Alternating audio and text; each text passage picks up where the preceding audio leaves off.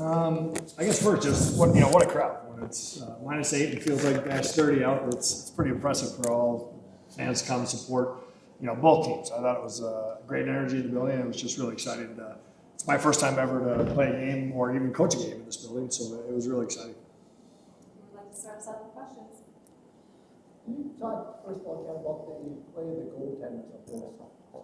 Yeah, I mean, they're both world-class goalies, right? I mean, Mash is one of Hockey Canada's better goalies. Obviously, Maddie's won a gold medal for USA. So I think, when you look at the quality of goaltenders that we have in the league, I think it was on full display tonight. I mean, I thought when we score with our, she makes a heck of a goal early on the power play, I'm thinking, okay, it's the game right after Christmas. This might be a 6-5 game. You know what I mean? Like, it just, chances were both ways. And then, obviously, things got tighter and the goalies really made some big saves.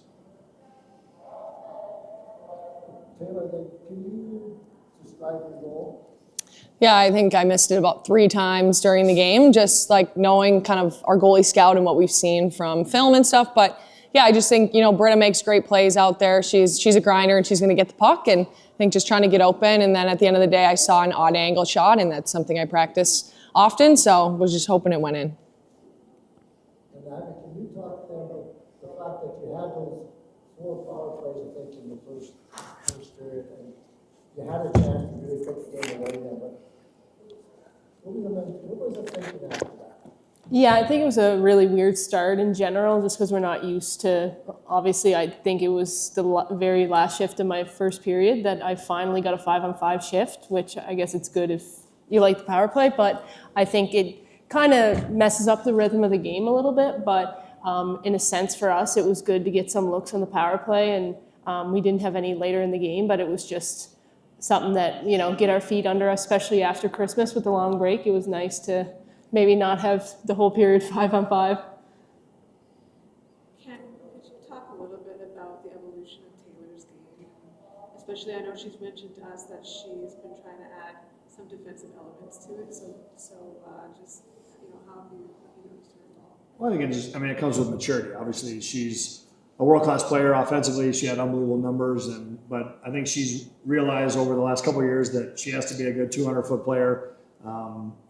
For us to be able to win Walter Cups, as well as for USA to be dependable to play there. So I think it's just really for her maturity, becoming a 200-foot player, knowing that it's not always going to be there, and not getting too frustrated if she's not getting good looks. To know that, hey, I just got to play solid. I'll get my looks. It'll come, and just kind of waiting for that opportunity to come. And then obviously she made the best of it tonight when she had the opportunity.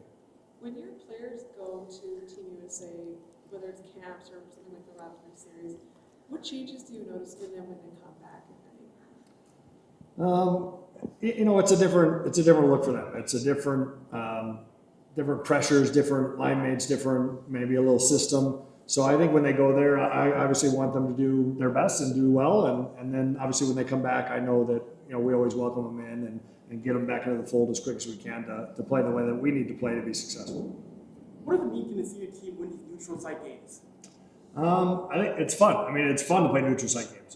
It's great atmosphere. Like I said, like in the start was, it was exciting to be in that building. I've never coached or played in here before, so I just thought it was great. And we had it last year. We had it in Detroit, had it in Raleigh. Obviously, coming here this year, we were in Chicago last week. So to me, it's just exciting. It's exciting to show off how great these players are and show how good the game is right now as a whole for the women's game. Taylor, we're not far away from the roster being made for the Olympics. Could be a huge moment for you. I know you're probably trying to compartmentalize, but in the moments when you don't compartmentalize, what are you feeling when it comes to reaching that milestone?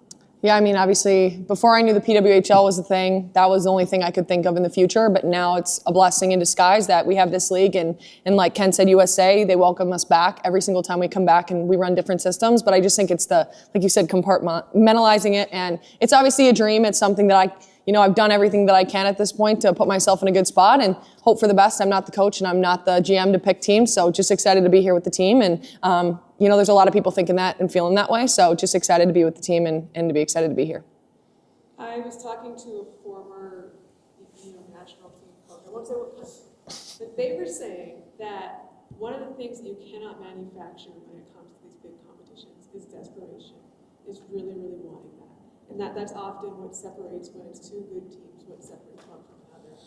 Just with your group on Team USA, are you feeling that compete with them, and how would you describe that compete? Yeah, I mean, it's hard not to be competitive when you're playing at the best level and playing against the best. And I think this league here is a main reason why you're getting such good looks on the national team level right now. Not only are we playing all year long, but you're playing with great players. You're getting to see them in the PWHL. There's more versatility. You get to see them all over. So I guess just for me as an athlete and a competitor, like, I don't know how people wouldn't be desperate to win.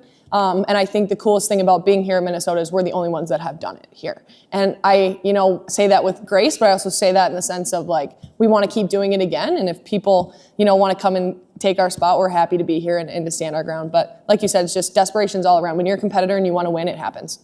Are you starting to feel at home in Edmonton? It's almost like you... I was just here. No, it's a great crowd. I've been really excited to be in this arena, and there's a lot of Frost fans out there, so we felt the love today.